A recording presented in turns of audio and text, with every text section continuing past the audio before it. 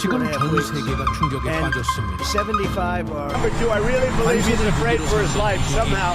When you can have 이제 그 무기의 40 칼끝에 or 50 people killed over the 강대국들이 외면하던 이름이 이제 세계의 기준이 되었고 한때 기술을 배웠던 나라가 이제 기술을 가르치고 있습니다. 그들은 돈보다 자존심을 택했으며 속도보다 방향을 선택했습니다. 이건 계산된 혁명이었습니다. 세계는 묻습니다. 어떻게 이런 기술이 가능했는가? 답은 간단합니다. 그들의 기술엔 혼이 있기 때문입니다. 강대국의 벽을 넘어 세계의 엔진을 차지한 나라. 그 나라는 바로 대한민국입니다.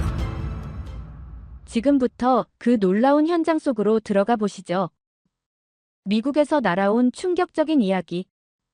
바로 시작합니다. 그리고 지금 어디에서 시청하고 계신지 댓글로 남겨주세요. 여러분의 이야기도 듣고 싶습니다. 그 전에 잠깐 1초 만에 누를 수 있는 좋아요 버튼을 꾹 눌러주시면 영상 제작에 큰 힘이 됩니다. 그럼 바로 사연 시작하겠습니다. 통제 불가. 그 두 글자가 회의실을 얼어붙게 만들었습니다. 우리가 올린 관세가 부메랑이 되어 돌아왔죠. 국방성과 상무부가 동시에 소집한 긴급 브리핑이었습니다. 조지아에서 현대차를 압박하고 한국 기술자들을 단속했지만 효과가 없었어요. 오히려 그들은 세계 시장으로 눈을 돌렸고 우리 공장은 멈춰섰습니다. 화면에 뜬 다음 문장이 모든 걸 말해줬죠. 주한미군 병력 감축과 첨단 무기 배치 검토라는 내용이었어요. 그때 알았습니다. 이건 기술 정책이라는 걸 말이죠. 안녕하세요. 에드워드 펠트로입니다. 오랫동안 국방기술정책 분야에서 일했고 그날 제국의 균열을 목격했습니다. 워싱턴 DC 국방성 지하 3층 회의실이었습니다. 새벽 6시 긴급 소집이라는 것 자체가 심상치 않았죠. 고위 관료들이 속속 들어오는 모습에서 긴장감이 느껴졌어요. 국방기술정책실 수석인 제게도 사전 브리핑이 없었습니다. 뭔가 큰일이 터진 게 분명했죠. 발표자가 첫 페이지를 넘기자 침묵이 흘렀습니다. 한국 기업의 기술 자립 및 수출 확장세를 통제 불가로 평가한다는 제목이었어요. 숫자들이 화면을 채워나갔습니다. 방산 수출 전년 대비 400% 증가, 유럽 국가들의 도입 확대, 납기는 우리의 5분의 1 수준이라는 분석이었죠. 더 충격적인 건 다음 장이었습니다. 조지아주 현대차 공장 사태에 대한 보고였어요. 우리는 한국 기술자 300명을 단속하고 관세를 25%까지 올렸습니다. 그들을 압박하면 굴복할 거라 믿었죠. 하지만 결과는 정반대였습니다. 현대차는 브라질과 중남미에서 하이브리드 수출을 40만 대 이상 늘렸어요. 미국을 제외한 글로벌 시장 전체가 성장세였습니다. 조지아주 평범한 가장들의 월급이 끊기는 동안 한국 기업들은 세계를 향해 날아오르고 있었죠. 그래프가 바뀌었습니다. 이번엔 방산 분야였어요. 10년 전 미국 방산 기업이 한국에 제안했던 기술이전 조건부 협력안이 화면에 떴습니다. 전투기 업그레이드에 공중급육이 무료 제공, 생산권 일부 양도까지 포함된 파격적 제안이었죠. 당시 누구나 한국이 받아들일 거라 생각했습니다. 수천억 달러짜리 제안을 거절할 나라가 어디 있겠습니까? 하지만 한국 국방 관계자는 단호했습니다. 5세대가 아니면 미래는 없다는 판단으로 제안을 거절했어요. 회의실에서 누군가 비웃는 소리가 들렸죠. 무모하다는 반응이 지배적이었습니다. 하지만 10년이 흐른 지금 상황은 완전히 달라졌습니다. 그들이 독자 개발한 전투기가 하늘을 날고 있었으니까요. 발표자가 시뮬레이션 결과를 보여줬습니다. 만약 한국이 당시 제안을 받아들였다면 생산 속도가 40% 감소했을 거라는 분석이었어요. 반면 독자 개발을 선택한 결과 효율이 160% 증가했습니다. 숫자는 거짓말을 하지 않았죠. 협력이 아니라 통제였다는 것을요. 한국을 4.5세대라는 울타리에 영원히 가둬버리려는 함정이었다는 것을요. 젊은 분석관 마이클이 옆에서 속삭였습니다. 이건 단순한 통상 문제가 아니라 기술 패권이 바뀌고 있다고 말했어요. 맞는 말이었습니다. 그래프는 차갑고 객관적이었지만 그 선 위에서 누군가의 자존심이 꺾이고 있었습니다. 바로 우리의 자존심이었죠. 다음 장이 넘어갔습니다.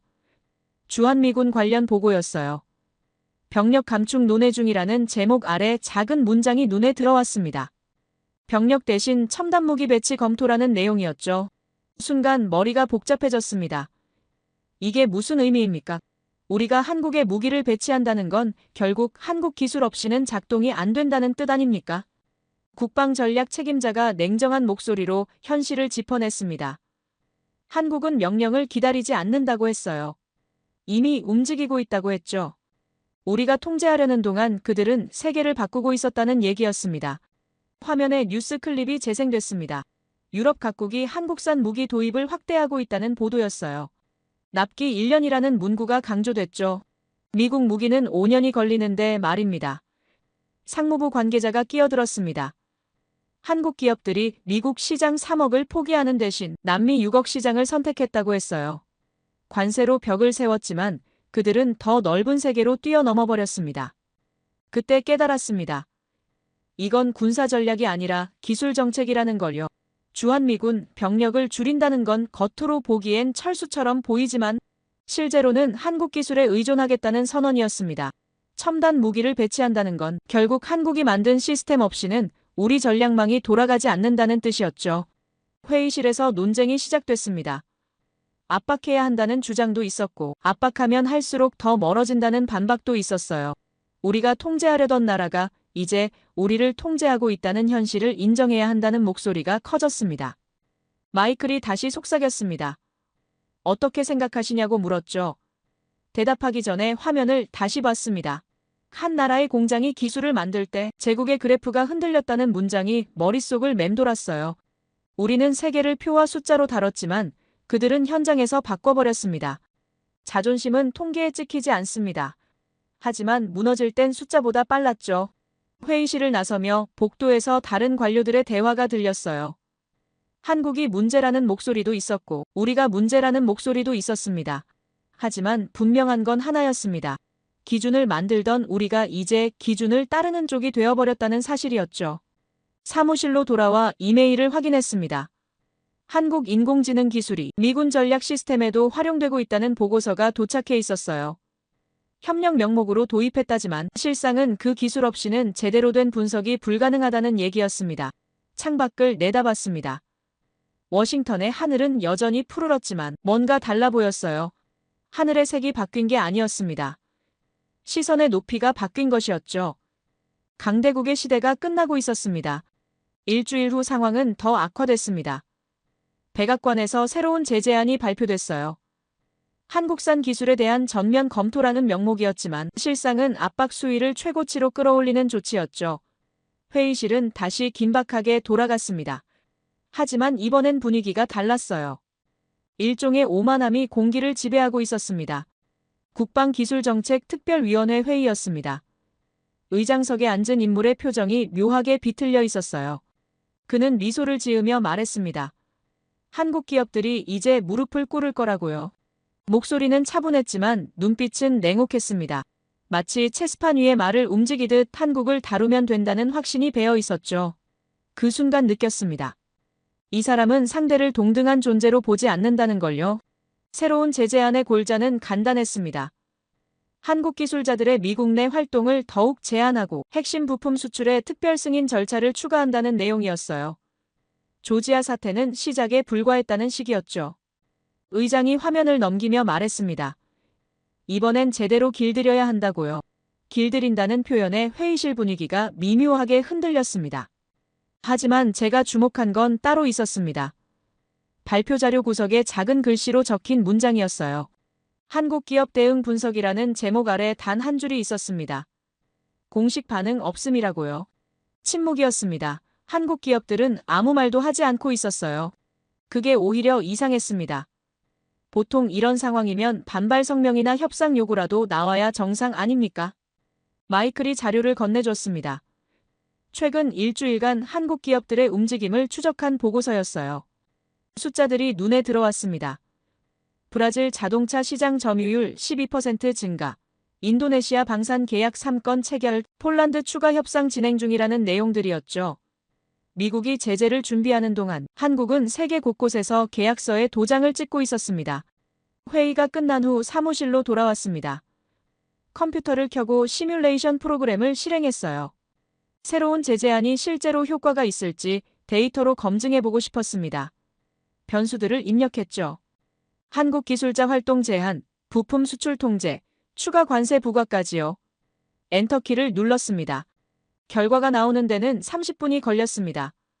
화면에 뜬 그래프를 보는 순간 한숨이 나왔어요. 예상과 정반대였습니다.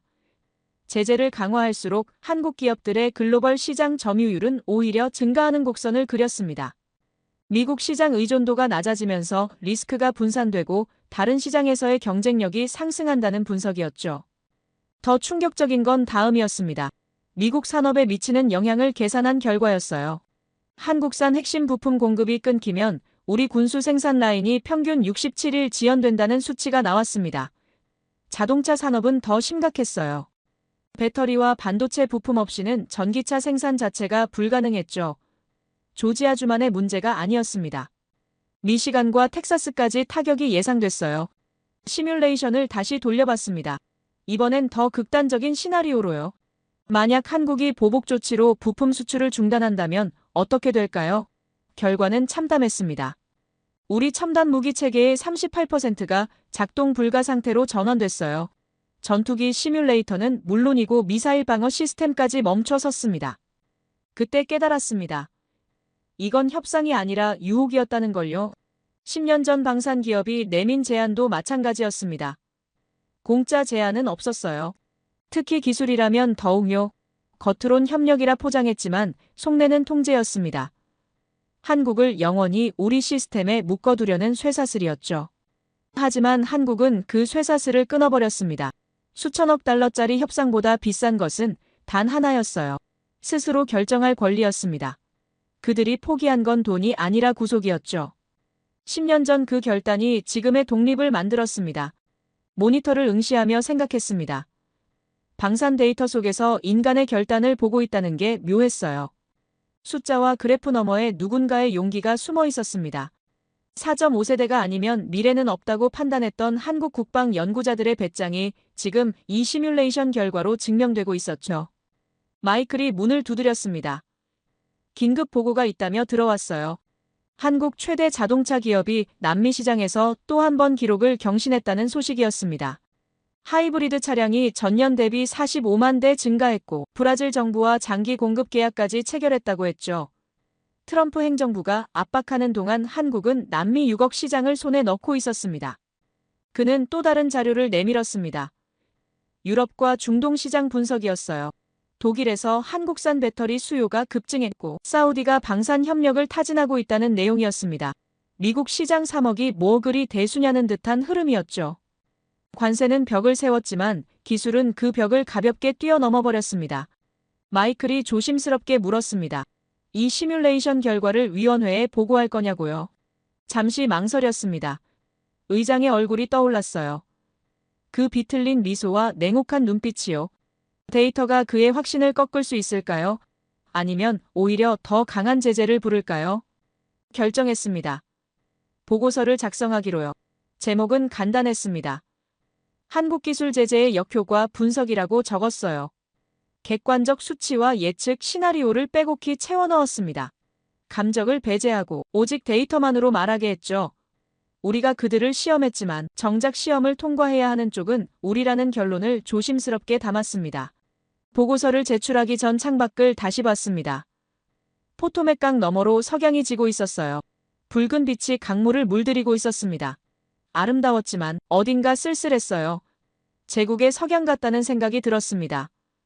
우리의 계약서는 쇠사슬이었고 그들은 그것을 끊었다는 문장이 머릿속을 맴돌았습니다. 이메일 전송 버튼을 눌렀습니다. 보고서가 위원회로 날아갔어요. 어떤 반응이 올지 예상이 됐습니다. 거부당할 가능성이 높았죠. 하지만 기록은 남을 것입니다. 언젠가 누군가 이 보고서를 다시 꺼내볼 날이 올 거라 믿었습니다. 그날 밤 뉴스를 봤습니다. 조지아주 주지사가 한국 방문 일정을 확정했다는 보도였어요. 현대차 공장 정상화를 위한 긴급 협상이라고 했습니다. 몇 주 전만 해도 단속을 주도하던 바로 그 사람이었죠. 이제 와서 손을 내미는 모습이 우스웠습니다. 하지만 한국 기업들은 여전히 침묵하고 있었어요. 대답은 남미와 유럽 시장 점유율로 대신하고 있었습니다. 잠들기 전 마지막으로 시뮬레이션 화면을 열어봤습니다. 그래프의 교차점이 보였어요. 24개월 후 한국의 글로벌 방산 수출액이 미국을 추월한다는 예측이었습니다. 믿기 어려운 숫자였지만 모든 변수가 그쪽을 가리키고 있었죠. 그들은 길을 찾지 않았습니다. 길 자체가 되어버렸어요. 새벽 3시였습니다. 사무실은 텅 비어 있었고 복도엔 인기척 하나 없었어요. 모니터 불빛만이 어둠 속에서 희미하게 빛나고 있었습니다. 잠이 오지 않았죠. 24개월 후 추월한다는 그래프가 머릿속을 떠나지 않았어요. 다시 시뮬레이션 시스템에 접속했습니다. 이번엔 다른 데이터베이스였습니다. 미군 전략사령부가 운용 중인 실시간 분석 플랫폼이었어요. 한국 공군의 신형 전투기 프로젝트를 추적하는 시스템이었죠. 협력 명목으로 공유받은 접근 권한이었습니다. 아이디를 입력하고 로그인했어요. 화면이 바뀌는 순간 멈칫했습니다. 시스템 이름이 눈에 들어왔어요. K-디펜스 AI 오퍼레이션 스위트라고 적혀 있었습니다. 한국 기술이라는 건 알고 있었지만 직접 보니 느낌이 달랐어요. 우리 전략사령부 시스템이 한국산 소프트웨어로 돌아간다는 게 실감 났습니다. 로딩 화면에 로고가 떴습니다. 파워드 바이 K-디펜스 AI라는 문구였어요. 순간 손이 멈췄습니다. 이건 우리 시스템이 아니었습니다. 우리가 만든 것도 아니었고 우리가 통제하는 것도 아니었죠. 한국이 개발한 인공지능이 미군의 핵심 분석망을 움직이고 있었습니다. 데이터베이스가 열렸습니다. 실시간으로 업데이트되는 시뮬레이션 화면이었어요. 한국 전투기의 비행 궤적과 성능 분석이 펼쳐졌습니다. 정밀도가 놀라웠어요. 풍속과 기압까지 계산해서 3차원 모델링으로 구현하고 있었죠. 이런 수준의 시뮬레이션은 본 적이 없었습니다. 화면 우측 상단에 정확도 수치가 떠 있었습니다. 99.98%였어요. 잠깐 다른 시스템과 비교해봤습니다. 우리가 자체 개발한 미국 시스템의 정확도는 93%였죠. 6% 차이였습니다. 숫자로는 작아 보일 수 있었지만 실전에선 생사를 가르는 격차였어요. 비행 시뮬레이션이 계속됐습니다. 화면 속 전투기가 가상 공간을 날아다니며 회피 기동을 하고 있었어요. 궤적이 매끄러웠습니다. 인공지능이 실시간으로 수천 가지 변수를 계산해서 최적 경로를 제시하고 있었죠. 이건 단순한 프로그램이 아니었습니다. 살아 움직이는 시스템이었어요. 문득 깨달았습니다. 우린 데이터를 지배한다고 믿었다는 걸요. 하지만 지금 이 순간 데이터가 우리를 가르치고 있었습니다. 한국이 만든 알고리즘이 미국 장군들에게 전술을 제안하고 있었죠. 협력이라 불렀지만 실상은 의존이었습니다. 시뮬레이션 설정을 바꿔봤습니다. 극한 상황을 입력했어요. 악천후와 다중 위협 시나리오였습니다. 엔터를 눌렀죠. 화면이 복잡하게 움직이기 시작했습니다. 전투기가 구름 사이를 뚫고 나가며 적 레이더를 회피하는 장면이었어요. 놀라웠습니다. 시스템이 실시간으로 대응 전략을 수정하고 있었어요. 기상 변화에 맞춰 비행 고도를 조절하고 위험 요소를 우선순위로 분류했습니다.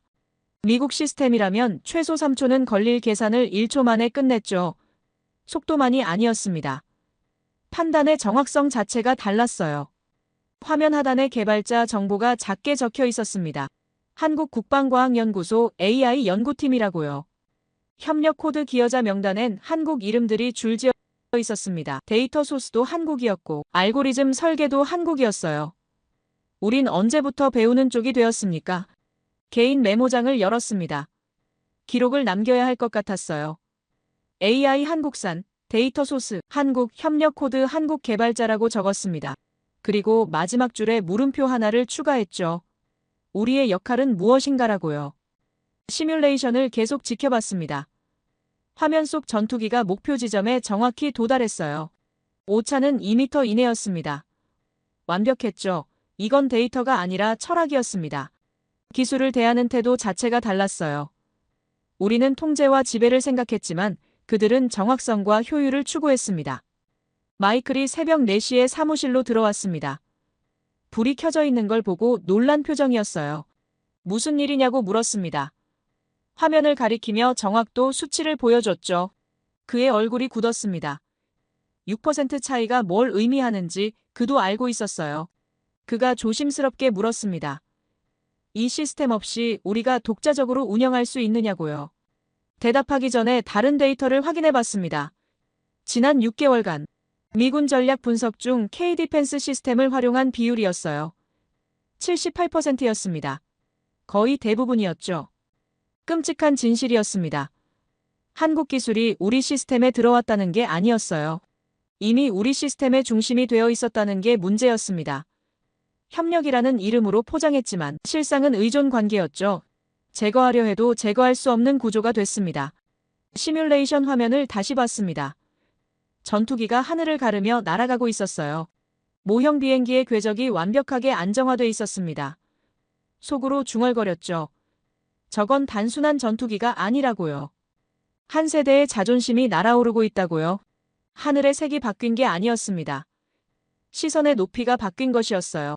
우리는 여전히 같은 하늘을 보고 있었지만 한국은 이미 더 높은 곳에서 내려다보고 있었습니다. 강대국의 시대가 끝나가고 있었죠. 하지만 기술의 시대는 이제 막 시작되고 있었습니다. 마이클이 커피를 건네줬습니다. 함께 화면을 지켜봤어요. 시뮬레이션은 계속 진행됐습니다. 데이터가 쌓이고 분석이 업데이트됐죠. 한국은 데이터를 만들지 않았습니다. 현실을 증명하고 있었어요. 숫자와 그래프로요. 새벽 하늘이 밝아오기 시작했습니다.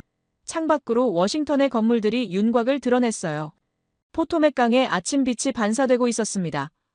아름다운 풍경이었지만 묘한 상실감이 밀려왔습니다. 제국의 아침인지 황혼인지 구분이 안 됐어요. 모니터를 끄기 전 마지막으로 로고를 봤습니다. 파워드 바이 K-디펜스 AI라는 문구가 여전히 빛나고 있었어요. 그 나라를 가본 적은 없었지만 그들의 정신이 내 모니터를 밝히고 있었습니다. 기술이 국경을 넘어 세계를 연결하고 있었죠. 사무실을 나서며 생각했습니다. 오늘 본 것을 어떻게 보고해야 할까요? 위원회는 받아들일까요? 아니면 또다시 한국을 압박하자는 목소리만 커질까요? 확실한 건 하나였습니다. 데이터는 거짓말을 하지 않는다는 것이었어요. 데이터는 거짓말을 하지 않았습니다. 하지만 사람들은 믿고 싶은 것만 믿었어요. 보고서를 제출한 지 사흘 만에 국방성 긴급회의가 소집됐습니다. 한국기술 의존도 분석이라는 제목이었죠. 회의실 분위기는 냉랭했습니다. 제가 작성한 보고서를 둘러싼 논쟁이 예상됐어요. 의장이 들어왔습니다. 그의 표정은 평소와 달랐어요. 미소가 사라져 있었습니다. 차갑고 날카로운 눈빛이었죠. 자리에 앉자마자 보고서를 탁자 위에 던졌습니다. 페이지들이 흩어졌어요. 이게 뭐냐는 투였습니다. 한국을 옹호하는 보고서냐는 질문이 날아왔죠. 신뢰는 수치로 표현되지 않습니다. 하지만 깨질 땐 통계보다 빨랐어요. 회의실 공기가 무거워졌습니다. 한 고위 관료가 발언했어요. 한국은 기술적으로 믿을 수 없는 파트너라는 주장이었습니다. 그들이 우리 시스템에 접근할수록 위험이 커진다고 했죠. 목소리엔 확신이 가득했습니다. 반대 의견도 나왔습니다. 다른 분석관이 조심스럽게 말했어요. 이건 동맹의 진화라고 봐야 한다고요. 기술 협력이 심화되는 건 자연스러운 과정이라는 얘기였습니다.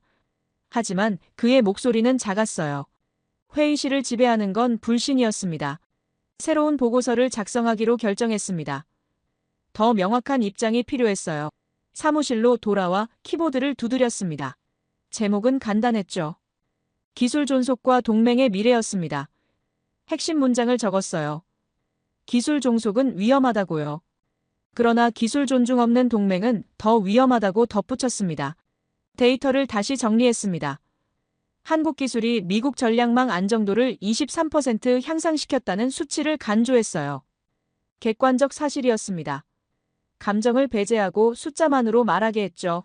진짜 위협은 변화에 눈을 감는 것이라는 문장으로 마무리했습니다. 보고서를 제출했지만 반응은 예상과 달랐습니다. 언론이 먼저 움직였어요.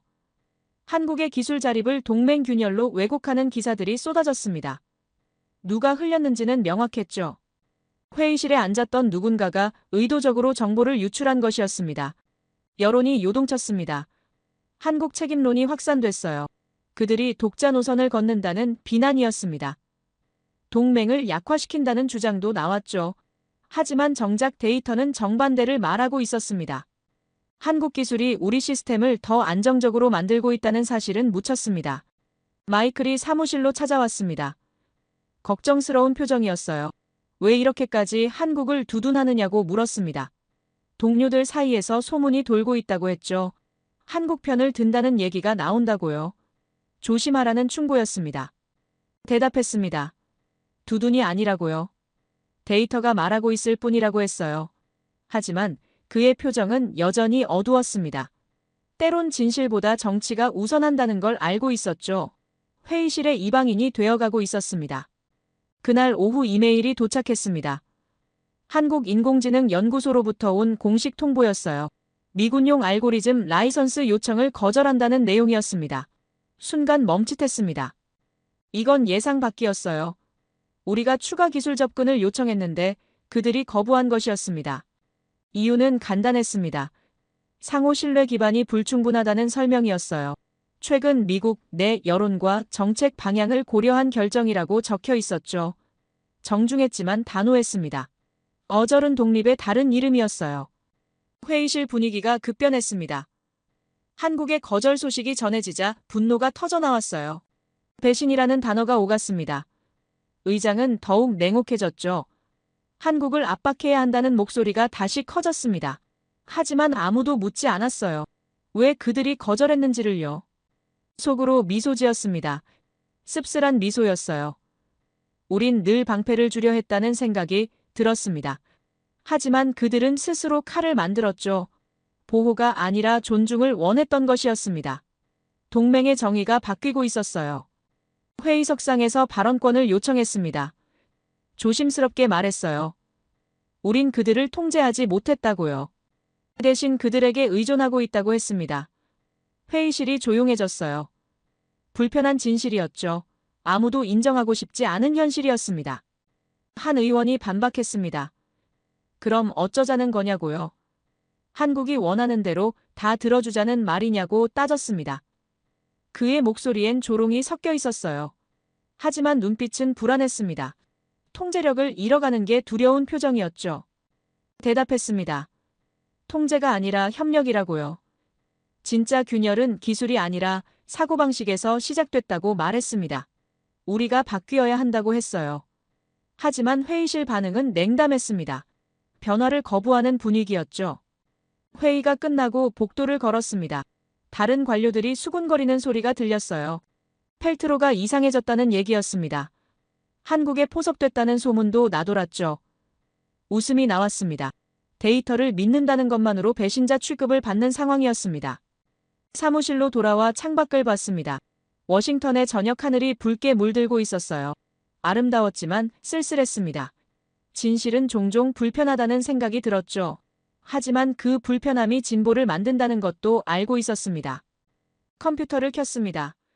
마지막으로 데이터를 확인하고 싶었어요. 한국기술 제거 시나리오를 다시 돌려봤습니다. 결과는 동일했습니다.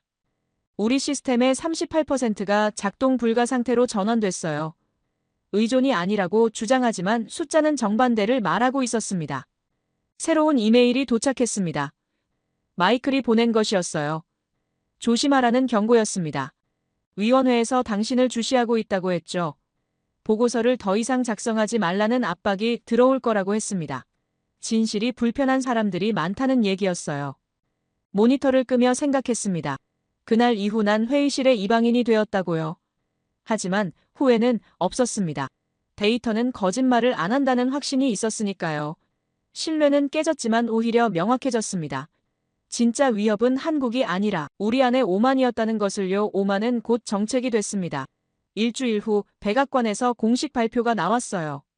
한국산 기술에 대한 전면 제재 검토라는 제목이었습니다. 정치가 데이터보다 앞선 순간이었죠. 비극은 예고된 것이었습니다. 회의실엔 승리의 미소가 번졌어요. 의장의 표정이 특히 그랬습니다. 마치 체스 게임에서 승부수를 둔 것처럼 만족스러워 보였죠. 발표 내용은 구체적이었습니다. 한국 기술자들의 미국 내 활동을 전면 재검토하고 핵심 부품 수출의 이중 승인 절차를 추가한다는 것이었어요. 관세도 추가 인상을 검토 중이라고 했습니다. 조지아 사태는 경고에 불과했다는 식이었죠. 이번엔 제대로 길들이겠다는 의도가 명확했습니다. 하지만 한국의 반응은 의외였습니다. 침묵이었어요. 공식 성명도 없었고 항의도 없었습니다. 그저 조용했죠. 회의실 사람들은 그걸 굴복의 신호로 읽었습니다. 의장이 말했어요. 드디어 효과를 보기 시작했다고요. 하지만 뭔가 이상했습니다. 너무 조용했어요. 마이클이 긴급 보고서를 들고 왔습니다. 한국 기업들의 최근 동향이었어요. 페이지를 넘기는 순간 숨이 막혔습니다. 브라질 자동차 시장에서 한국 기업 점유율이 35%를 돌파했다는 수치였어요. 전월 대비 12% 증가였습니다. 제재 발표 후 일주일 만의 결과였죠. 더 놀라운 건 다음 페이지였습니다. 인도네시아가 한국과 방산 협력 계약을 3건 추가 체결했어요. 폴란드는 전차 구매를 배로 늘렸습니다. 사우디아라비아가 기술 협력을 공식 제안했죠. 제재 발표가 오히려 촉매제가 된 것처럼 보였습니다. 미국이 압박하는 동안 세계가 한국을 선택하고 있었어요. 데이터를 더 파고들었습니다. 남미 시장 분석이었어요. 브라질과 아르헨티나에서 현대차 하이브리드 수출이 45만 대를 넘어섰습니다. 전체 친환경차 수출은 역대 최고치를 또 한 번 경신했죠. 미국 시장 3억 인구가 뭐 그리 대수냐는 듯한 숫자였습니다. 남미는 6억이었고 인도는 12억이었어요. 회의실에 다시 불려갔습니다. 분위기는 달라져 있었어요. 승리의 미소는 사라지고 긴장감이 흐르고 있었습니다. 한국 기업들의 글로벌 확장세를 보고하는 자리였죠. 발표자의 목소리가 떨렸습니다. 미국을 제외한 모든 시장에서 성장세라고 했어요. 의장이 끼어들었습니다. 목소리는 여전히 차분했지만 눈빛은 달랐어요. 이건 일시적 현상이라고 주장했습니다. 곧 한계에 부딪힐 거라고 했죠. 하지만 그의 손이 미세하게 떨리고 있었어요. 통제력을 잃어가는 게 느껴지는 순간이었습니다. 마이클이 추가 자료를 제시했습니다. 미국 내부 상황이었어요. 조지아주 실업률이 8%를 넘어섰다는 보고였습니다. 자동차 부품 공장 12곳이 가동을 중단했죠. 한국산 부품 공급이 끊기면서 생산 라인 전체가 멈춰선 것이었어요. 미시간과 텍사스도 비슷한 상황이었습니다. 더 심각한 건 군수산업이었습니다. 한국산 핵심 부품 없이는 F-35 시뮬레이터 작동이 불가능하다는 보고가 들어왔어요. 미사일 방어 시스템도 마찬가지였습니다. 메이드 인 코리아라는 작은 라벨이 우리 안보 시스템 곳곳에 박혀 있었죠. 백악관에서 긴급 요청이 왔습니다. K-디펜스 프로토콜 업데이트가 필요하다는 내용이었어요. 한국 기술진의 지원을 요청하는 공문이었습니다. 아이러니했죠.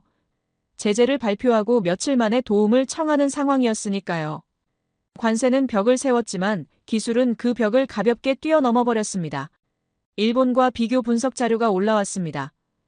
같은 아시아 국가지만 상황은 완전히 달랐어요. 일본 기업들은 미국 시장 의존도가 40%를 넘었습니다. 제재 한 방이면 무너질 수 있는 구조였죠. 하지만 한국은 달랐습니다. 미국 의존도가 15% 이하였어요. 이미 리스크를 분산시켜 놓은 상태였습니다. 대만 반도체 기업도 비슷했습니다. 미국 기술에 종속된 구조였어요. 하지만 한국 기업들은 독자 기술을 확보하고 있었습니다. 배터리도 반도체도 자동차도 방산도 모두요. 그들은 길을 찾지 않았습니다. 길 자체가 되어버렸어요. 뉴스가 터졌습니다. 조지아주 주지사가 한국 방문 일정을 확정했다는 보도였어요. 현대차 공장 지원을 위한 긴급 협상이라고 했습니다. 몇 주 전 기술자들을 단속하던 바로 그 사람이었죠. 이제 와서 손을 내미는 모습이 처참해 보였습니다. 하지만 한국 기업은 여전히 침묵하고 있었어요. 회의실 분위기가 무너져 내렸습니다. 우린 그들을 시험했지만 정작 세계를 재편한 건 그들이었어요. 제재는 효과가 없었습니다. 아니 오히려 역효과였죠. 한국 기업들에게 미국 시장을 떠날 명분을 준 셈이었습니다. 한 고위 관료가 발언했습니다. 이제 미국이 배워야 할 차례라고 했어요. 조심스러운 목소리였지만 진실이었습니다. 강대국의 자존심은 가격표로 무너지고 있었죠. 관세와 제재라는 가격표였습니다. 마이클이 마지막 자료를 건넸습니다. 글로벌 방산 시장 예측이었어요. 20개월 후 한국의 수출액이 미국을 추월한다는 그래프였습니다. 시뮬레이션보다 빨라진 수치였죠. 현실이 예측을 앞질러가고 있었습니다. 사무실로 돌아와 창밖을 봤습니다. 워싱턴의 석양이 붉게 물들고 있었어요. 역사는 군사력으로 뒤집히지 않는다는 생각이 들었습니다. 기술과 신뢰로 뒤집히는 것이었죠. 우리가 세운 질서 위에 그들이 새로운 질서를 쌓고 있었습니다. 컴퓨터를 켜고 보고서를 작성하기 시작했습니다. 제목은 경제적 역습이었어요. 한국 기업들이 보여준 전략을 분석했습니다. 침묵은 굴복이 아니었습니다. 준비된 대응이었죠. 미국이 문을 닫는 동안 그들은 세계의 모든 문을 열고 있었어요. 숫자들이 말하고 있었습니다. 남미 6억 시장, 인도 12억 시장, 유럽 7억 시장, 중동과 동남아까지 합치면 미국 시장 따위는 일부에 불과했어요. 그들은 세계를 새로운 시장으로 만들어버렸습니다. 우린 관세로 그들을 막으려 했지만 오히려 날개를 달아준 셈이었죠. 보고서 마지막 문장을 적었습니다. 이제 미국이 배워야 할 차례라고요. 엔터를 누르며 생각했습니다. 이 보고서도 묻힐까요? 아니면 누군가 읽어줄까요? 확실한 건 하나였습니다. 데이터는 계속 말하고 있다는 것이었어요. 데이터는 계속 말하고 있었지만 듣는 사람은 적었습니다. 한 달 후 의회에서 청문회 소집 통보가 왔어요. 한국의 기술 독립이 동맹에 미치는 영향이라는 주제였습니다. 증인으로 출석하라는 공문이었죠. 회피할 수 없는 순간이 다가왔습니다. 청문회장은 긴장감으로 가득했습니다. 의원들이 반원형 좌석에 앉아 있었어요. 카메라들이 줄지어 서 있었고 기자들이 메모를 준비하고 있었습니다. 증인석에 앉는 순간 모든 시선이 집중됐죠. 무거운 침묵이 흘렀습니다. 의장 의원이 입을 열었습니다. 목소리는 부드러웠지만 눈빛은 날카로웠어요. 한국 기술에 대한 의존도가 심화되고 있다는 우려를 표명했습니다. 동맹 관계가 약화되는 것 아니냐는 질문이었죠. 마치 답을 정해놓고 확인만 받으려는 투였습니다. 다른 의원이 끼어들었습니다. 표정이 차갑게 굳어 있었어요. 한국이 우리를 위협한다고 보느냐는 직접적인 질문이었습니다. 청문회장이 조용해졌죠. 모두가 대답을 기다리고 있었습니다. 정치적으로 안전한 답변을 원하는 분위기였어요. 잠시 침묵했습니다. 준비한 답변이 있었지만 순간 망설여졌어요. 진실을 말하면 어떻게 될까요? 데이터가 가리키는 방향을 따르면 어떤 결과가 올까요? 하지만 선택의 여지는 없었습니다. 천천히 입을 열었죠. 아니라고 대답했습니다. 그들은 우리를 위협하지 않는다고요. 오히려 우리를 깨웠다고 말했습니다. 청문회장 분위기가 요동쳤어요. 예상 밖의 답변이었죠. 의원들이 서로 눈빛을 교환했습니다. 당혹스러운 표정들이었어요. 스크린에 자료를 띄웠습니다. 인공지능 시뮬레이션 비교 영상이었어요. 왼쪽엔 미국형 시스템이, 오른쪽엔 한국형 시스템이 나란히 재생됐습니다. 같은 조건에서 같은 시나리오를 돌린 결과였죠. 미국 시스템이 먼저 흔들렸습니다. 악천 후 변수를 처리하는 과정에서 오류가 발생했어요. 계산 속도가 느려지고 예측 정확도가 떨어졌습니다. 화면 속 전투기 궤적이 불안정하게 흔들렸죠. 93%라는 정확도 수치가 떴습니다. 한국 시스템은 달랐습니다. 같은 상황에서도 안정적으로 작동했어요. 실시간으로 변수를 처리하며 최적 경로를 제시했습니다. 궤적이 매끄럽게 이어졌죠. 99.98%라는 수치가 화면에 떴습니다. 6% 차이였지만 실전에선 생사를 가르는 격차였어요. 청문회장이 조용해졌습니다. 의원들이 스크린을 응시하고 있었어요. 숫자는 명확했습니다. 부정할 수 없는 현실이었죠. 한 의원이 고개를 숙였습니다. 다른 의원은 서류를 넘기며 시선을 피했어요. 설명을 이어갔습니다. 동맹은 보호가 아니라고 말했어요. 존중이라고 했습니다. 존중은 기술에서 시작된다고 덧붙였죠. 우리가 한국 기술을 인정하지 않으면 동맹 자체가 흔들린다고 말했습니다. 진실은 종종 불편하지만 그 불편함이 진보를 만든다고 했어요. 한 의원이 반박을 시도했습니다. 목소리엔 떨림이 섞여 있었어요. 그럼 우리는 어떻게 해야 하느냐고 물었습니다. 한국이 원하는 대로 다 해주자는 말이냐는 질문이었죠. 하지만 힘이 없었습니다. 스크린의 숫자가 모든 걸 말해주고 있었으니까요. 대답했습니다. 원하는 대로가 아니라 필요한 만큼이라고요. 패권은 힘으로 유지되지 않는다고 했습니다. 신뢰로 갱신된다고 말했죠. 우리가 통제를 포기하고 협력을 선택할 때 진짜 동맹이 시작된다고 했어요. 스크린을 다시 넘겼습니다. 이번엔 다른 데이터였어요. 전 세계 방산 시장 분석이었습니다. 유럽 국가들이 한국 무기를 도입하는 추세를 보여줬죠. 폴란드, 노르웨이, 루마니아까지 줄지어 계약을 체결하고 있었습니다. 납기 비교 그래프가 떴습니다. 한국은 1년이었고 미국은 5년이었어요. 가격도 한국이 3분의 1 수준이었습니다. 품질은 동등하거나 더 우수했죠. 시장이 선택하고 있었습니다. 정치가 아니라 실력으로요. 한국전쟁의 잿더미 사진이 화면에 떴습니다. 70년 전 모습이었어요. 그리고 다음 장면은 현재의 한국이었습니다. 첨단 공장과 연구소들이 즐비한 풍경이었죠. 그들은 전쟁의 폐허에서 하늘을 만들었다고 말했습니다. 미국은 그 하늘을 보며 겸손을 배워야 한다고 했어요. 청문회장 분위기가 완전히 바뀌었습니다. 처음에 적대감은 사라지고 있었어요. 의원들이 서로 속삭이고 있었습니다. 누군가는 고개를 끄덕였고 누군가는 한숨을 쉬었죠. 진실 앞에서 정치적 입장이 무너지고 있었습니다. 마이클이 방청석에서 지켜보고 있었습니다. 그의 표정이 묘했어요. 걱정과 안도가 섞인 얼굴이었죠. 청문회가 끝난 후 복도에서 만났습니다. 이제 이해했다고 말했어요. 우리가 잃은 건 기술이 아니라 태도였다고 했습니다. 맞다고 대답했습니다. 기술은 배울 수 있지만 존중은 깨달아야 한다고 말했죠. 10년 전 한국이 보잉의 제안을 거절한 건 기술 문제가 아니었어요. 자존심의 문제였습니다. 스스로 결정할 권리의 문제였죠. 사무실로 돌아와 컴퓨터를 켰습니다. 새로운 이메일이 도착해 있었어요. 국방성 공식 통보였습니다. K-디펜스 네트워크가 미군 시스템에 공식 통합된다는 내용이었죠. 글로벌 파트너십 온라인이라는 문구가 눈에 들어왔습니다. 화면을 응시하며 미소 지었습니다. 씁쓸하지만 안도되는 미소였어요. 처음으로 두려움 없이 한국을 말했던 순간이었습니다. 우린 더 이상 스승이 아니었어요. 함께 배우는 동반자였습니다. 창밖을 봤습니다. 워싱턴의 하늘이 맑았어요. 하늘은 하나지만 그걸 바라보는 각도는 달랐습니다. 우리는 위에서 내려다봤지만 한국은 아래에서 올려다보며 날아올랐죠. 이제 같은 높이에서 마주보고 있었습니다. 청문회 영상이 뉴스로 나갔습니다. 반응은 엇갈렸어요. 한국을 옹호한다는 비난도 있었고 용기 있는 증언이라는 지지도 있었습니다. 하지만 중요한 건 달랐습니다. 대화가 시작됐다는 것이었죠. 침묵과 오만 대신 진실과 존중으로요. 모니터에 마지막 문장을 적었습니다.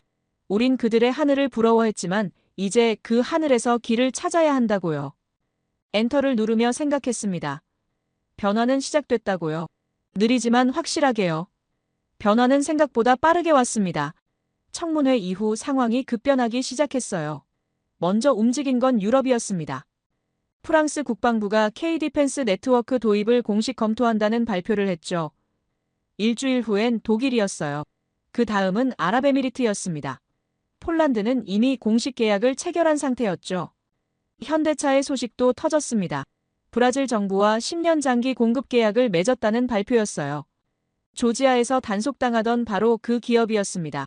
멕시코와 칠레도 협상 테이블에 앉았죠. 남미 전역이 한국 자동차로 채워지고 있었습니다. 삼성 반도체도 마찬가지였습니다. 유럽 자동차 기업들이 줄을 서서 공급 계약을 요청하고 있었어요. 미국이 제재하는 동안 세계가 선택한 것이었습니다. 일본 기업들은 여전히 미국 눈치를 보고 있었고 중국 기업들은 신뢰 문제로 고전하고 있었죠. 한국 기업들만이 기술과 신뢰를 동시에 확보하고 있었습니다. 유럽 언론이 움직이기 시작했습니다. 파이낸셜 타임스가 특집 기사를 냈어요. 한국형 기술 네트워크가 동맹의 새로운 표준이 되고 있다는 제목이었습니다. 로이터도 비슷한 분석을 내놨죠. 아시아의 작은 나라가 세계 기술 질서를 재편하고 있다는 내용이었어요. 국제안보기술 컨퍼런스 초청장이 도착했습니다. 브뤼셀에서 열리는 행사였어요. 주제는 차세대 국방기술 협력 모델이었습니다. 기조연설자로 초청된 것이었죠. 20년 경력 중 가장 큰 무대였습니다. 컨퍼런스장은 장관들과 고위 관료들로 가득했습니다. 나토 회원국 대표들이 앞줄에 앉아 있었어요. 아시아와 중동 국가 대표들도 참석했죠. 연단에 서는 순간 모든 시선이 집중됐습니다. 준비한 원고를 펼쳤습니다. 하지만 첫 문장을 읽다가 멈췄어요. 준비된 말보다 진실된 말이 필요한 순간이었습니다. 원고를 접고 마이크 앞에 섰죠. 20년 전 얘기부터 시작했습니다. 데이터를 신봉하던 시절의 이야기였어요. 숫자로 세상을 재단하고 그래프로 미래를 예측하던 시절이었죠. 하지만 지금은 다르다고 말했습니다. 인간의 신뢰가 그 어떤 알고리즘보다 정밀한 코드임을 배웠다고 했어요. 한국 이야기를 꺼냈습니다. 70년 전 전쟁의 폐허였던 나라가 지금은 세계 기술을 선도하고 있다고 말했죠. 그들이 특별한 이유는 기술력만이 아니라고 했습니다. 신뢰를 지키는 태도 때문이라고 설명했어요. 스크린에 데이터를 띄웠습니다. 한국 방산 수출 증가율이었어요. 3년 전과 비교한 그래프였습니다. 600% 증가라는 숫자가 회장을 압도했죠. 납기 비교도 보여줬습니다. 1년대 5년이라는 격차였어요. 현대차 사례를 들었습니다. 조지아에서 압박받던 기업이 지금은 남미 시장을 석권하고 있다고 말했죠. 제재가 아니라 신뢰가 시장을 움직인다는 증거였습니다. 삼성 반도체도 마찬가지였어요.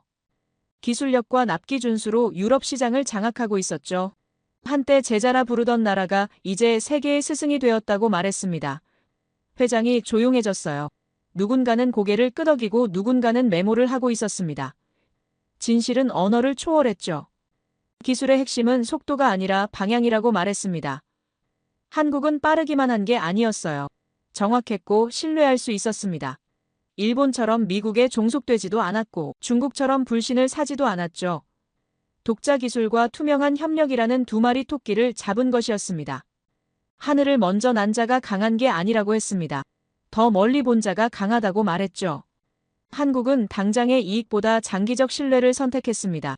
10년 전 보잉의 제안을 거절한 것도 그 때문이었어요. 지금 그 선택이 옳았음이 증명되고 있었습니다. 세계는 이제 경쟁이 아니라 존중으로 연결된다고 말했습니다. 패권 시대는 끝나가고 있었어요. 기술 협력의 시대가 열리고 있었죠. 한국이 그 중심에 있다고 했습니다. 복제하지 않고 재정의했다고 덧붙였어요. 연설이 끝나자 박수가 터져나왔습니다. 오래 지속됐어요. 독일 대표가 일어섰고 프랑스 대표가 따라 일어섰습니다. 기립박수였죠. 가슴이 뜨거워졌습니다. 진실이 통한 순간이었어요. 컨퍼런스 후 로비에 섰습니다. 벽면 모니터가 눈에 들어왔어요. K-디펜스 네트워크 소개 영상이 재생되고 있었습니다. 마지막 화면에 문구가 떴죠. 파워드 바이 코리아 프로텍티드 바이 트러스트였습니다. 한국이 만들고 신뢰가 지킨다는 뜻이었어요. 각국 대표들이 다가왔습니다. 협력을 논의하고 싶다는 제안들이었어요. 폴란드 대표는 추가 계약을 원했고 싱가포르 대표는 기술 교류를 제안했습니다. 한국 기업들과 연결해달라는 요청도 쏟아졌죠. 마이클이 축하한다며 악수를 청했습니다. 결국 기술의 승리냐고 물었어요. 고개를 저었습니다. 기술의 승리가 아니라고 대답했죠. 정신의 승리라고 말했습니다. 한국은 기술에 혼을 불어넣었고 우리는 그것을 배웠다고 했어요. 화면이 바뀌었습니다. 한국과 미국 기술진이 화상회의로 협력하는 장면이었어요. 언어는 달랐지만 코드가 통하고 있었습니다. 지배와 종속이 아니라 동등한 파트너십이었죠. 이제야 진짜 동맹이 시작되고 있었습니다. 호텔방으로 돌아와 창밖을 봤습니다. 브뤼셀의 야경이 펼쳐져 있었어요. 유럽 각국의 불빛이 반짝이고 있었습니다. 데이터로 세운 제국은 무너져도 신뢰로 세운 관계는 남는다는 생각이 들었죠. 노트북을 열어 회고록을 작성하기 시작했습니다. 제목은 정해져 있었어요. 데이터의 끝에서 본 한국이라고 적었습니다. 첫 문장을 썼죠. 20년 동안 숫자를 믿었지만 이제는 사람을 믿는다고요. 화면 속 커서가 깜빡이고 있었습니다. 다음 문장을 고민하다가 미소 지었어요. 내가 본 건 무기체계가 아니었다고 적었습니다. 인간이 만든 가장 평화로운 알고리즘이었다고 덧붙였죠. 브뤼셀의 밤은 깊어가고 있었습니다. 하지만 잠이 오지 않았어요. 컨퍼런스장에서 본 각국 대표들의 표정이 떠올랐습니다. 경쟁이 아니라 협력을 원하는 눈빛이었죠. 한국이 만든 새로운 질서였습니다. 브뤼셀에서 워싱턴으로 돌아왔습니다. 사무실은 그대로였고 10년 넘게 앉았던 책상도 변함없었지만 뭔가 달라 보였어요. 같은 공간이었지만 시선이 바뀌어 있었습니다. 은퇴 서류가 책상 위에 놓여 있었고 서명만 하면 끝이었죠. 컴퓨터를 켜고 마지막으로 확인하고 싶은 게 있었습니다. 한국 관련 최신 데이터였어요. 모니터에 영상이 떴고 한국 공군의 신형 전투기 시연 장면이 펼쳐졌습니다. 화면 아래 자막이 보였죠. K-디펜스 AI 시스템 2세대 완성이라고 적혀 있었습니다. 전투기가 하늘을 가르며 날아가고 있었고 완벽한 궤적이었습니다. 시뮬레이션이 아니라 실제 비행이었어요. 그들이 꿈꾼 하늘은 이제 우리 모두의 하늘이 되었다는 생각이 들었습니다. 조지아 사태가 떠올랐어요. 기술자 300명을 단속하던 그때 말입니다. 우리는 그들을 범죄자처럼 다뤘지만 지금 그들은 세계가 원하는 기술을 만들고 있었습니다. 압박은 굴복이 아니라 독립을 만들었고 제재는 오히려 날개를 달아준 셈이었죠. 관세 정책도 마찬가지였습니다. 25%를 올렸을 때 우리는 효과를 기대했지만 결과는 정반대였어요. 한국 기업들은 미국 시장을 떠나 세계를 선택했고 남미와 유럽과 아시아 전역으로 퍼져나갔습니다. 관세는 벽을 세웠지만 기술은 그 벽을 뛰어넘어 버렸고 오히려 미국 공장들이 멈춰 서는 결과를 낳았죠. 조지아주 실업자들이 늘어나는 동안 한국 기업들은 브라질과 인도네시아에서 계약서를 쌓아 올리고 있었습니다. 주한미군 철수 논의도 생각났습니다. 병력을 줄이고 첨단 무기를 배치한다는 계획이었는데 표면적으론 군사 전략이었지만 실상은 달랐어요. 한국 기술 없이는 우리 시스템이 작동하지 않는다는 인정이었고 동맹의 형태가 바뀌고 있다는 증거였습니다. 과거엔 보호와 종속의 관계였지만 우리가 지켜주고 그들이 따르는 구조였죠. 하지만 지금은 달랐습니다. 기술과 신뢰로 연결된 대등한 파트너십이었고 주한미군 문제도 이제는 다른 시각으로 봐야 했어요. 병력의 숫자가 아니라 협력의 질이 중요한 시대였고 물리적 주둔보다 기술적 연결이 더 강한 동맹을 만들고 있었습니다. 모든 혁명은 작은 결단에서 시작된다는 걸 배웠습니다. 10년 전 한국이 보잉의 제안을 거절한 순간이 그랬어요. 수천억 달러를 포기하는 선택이었지만 자유를 얻는 결정이었고 그 작은 결단이 지금의 독립을 만들었습니다. 초기에 조롱받던 프로젝트들도 떠올랐어요. 한국이 독자 전투기를 개발한다고 했을 때 회의실에서 웃음이 터졌고 무모하다는 반응이 지배적이었지만 지금 그 전투기가 하늘을 날고 있었습니다. 세계가 주목하는 기술이 되었고 유럽 각국이 줄을 서서 계약을 요청하고 있었죠. 조지아에서 구금되던 기술자들의 얼굴이 떠올랐습니다. 열악한 환경에서도 꺾이지 않던 자존심이었고 압박받던 기업들도 마찬가지였어요. 현대차도 삼성도 흔들리지 않았고 오히려 더 멀리 나아갔습니다. 세계를 바꾼 건 무기가 아니었어요. 마음의 방향이었고 한국은 단순히 기술을 만든 게 아니라 철학을 구현했습니다. 빠르지만 정확하고 강하지만 신뢰할 수 있는 기술이었죠. 관세와 제재로 동맹을 시험했지만 결과는 우리가 시험받은 것이었습니다. 한국은 미국 없이도 갈 수 있다는 걸 증명했지만 떠나지 않았어요. 존중받는 관계를 원했기 때문이었고 진짜 동맹은 강요가 아니라 선택에서 나온다는 걸 배웠습니다.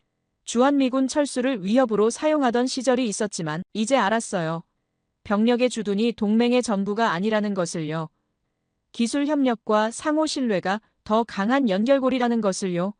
물리적 거리가 아니라 마음의 거리가 중요했습니다. 메모장을 열어 마지막 기록을 남겼습니다. 제목은 더 데이 위 런드 프롬 코리아였어요. 우리가 한국에게서 배운 날이라는 뜻이었습니다. 첫 문장을 썼죠. 데이터는 세상을 분석했지만 한국은 세상을 바꿨다고요.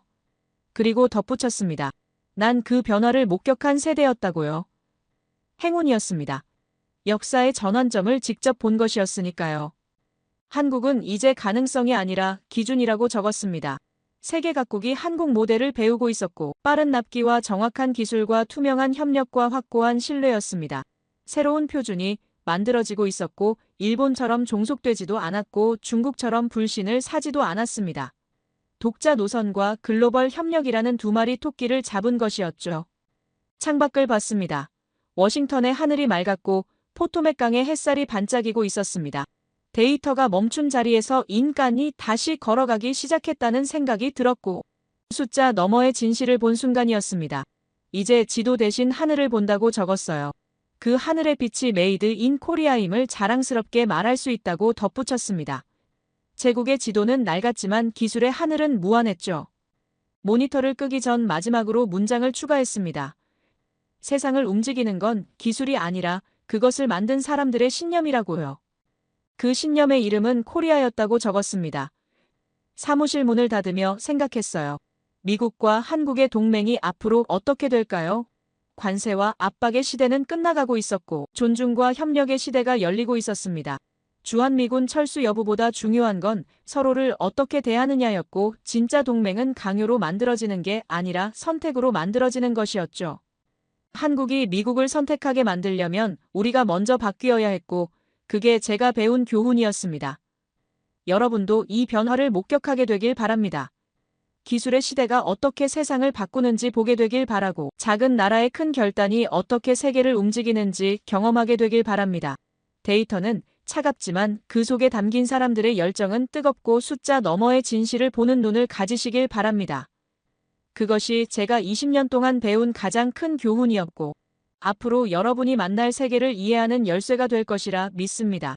제 이야기를 끝까지 들어주셔서 감사합니다. 모두 안녕히 계세요. 오늘의 사연 어떻게 들으셨나요? 누군가는 이 이야기를 기술의 전쟁이라 부를지도 모르겠지만 사실 그 안엔 사람의 선택과 자존심이 있었던 것 같아요.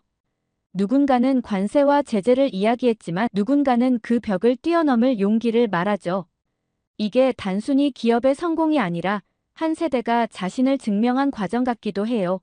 누군가는 굴복이라 말할 때 누군가는 준비라 말했고 결국 세상은 결과보다 방향을 기억하는 것 같아요.